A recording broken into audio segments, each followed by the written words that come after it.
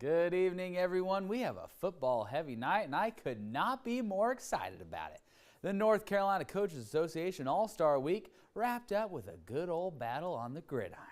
Hoggard's Josh Jones and Whiteville's Cameron Smith suited up for the East in the 70th edition of the game. East Angelo Rooks opens up the game with this big old run right past the cameras, tiptoeing up the sidelines. Good way to get the opening drive going, because short thereafter, Josh Jones doing what he does best, going up top to Justin Harrington.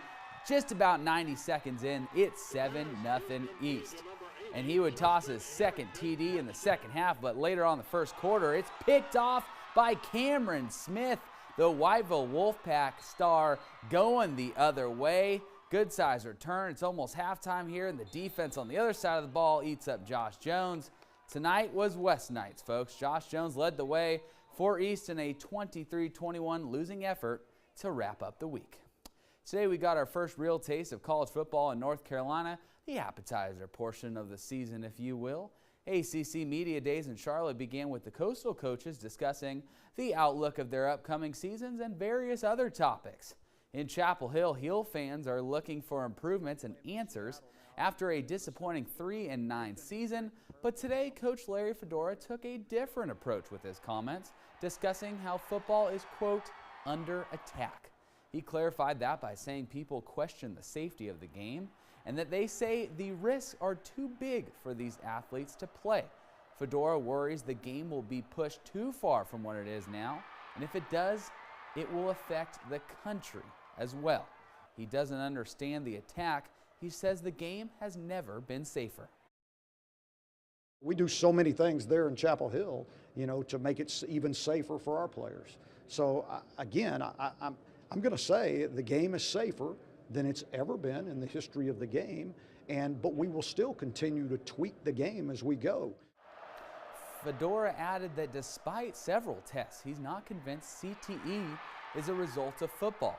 He acknowledges the chances for concussions and collisions, but stands behind the changes to safety, including possible changes to kickoff rules created to keep players safe. Now, safety wasn't just the only topic for conversation for Coach Larry Fedora. Coach said today that he thinks the Tar Heels are a much more experienced team than a year ago, while also bringing in some new faces.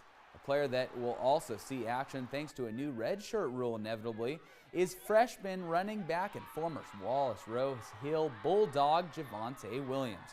Williams caught the attention of the UNC staff in the state championship game, and Fedora has nothing but good things to still say about him. I'm really excited about Javonte. I mean, first of all, he comes in, he graduates from high school early, and he's there in the spring and he acts like he's a junior or a senior. I mean, he's very mature. He's very mature in the way he handles himself. He's very mature in the way he approaches every day. He was always badgering the coaches the day before something that was going to be implemented, so he would know it before it was put in. So he's very conscientious of being the best player that he can be. Now, under the new NCAA redshirt rules, players with the designation can play up to 4 games without losing the redshirt, and Coach Fedora says they will use that to their advantage when handling Williams. Following the rough day for UNC football at Media Day, the school announced secondary violations to the NCAA involving several players.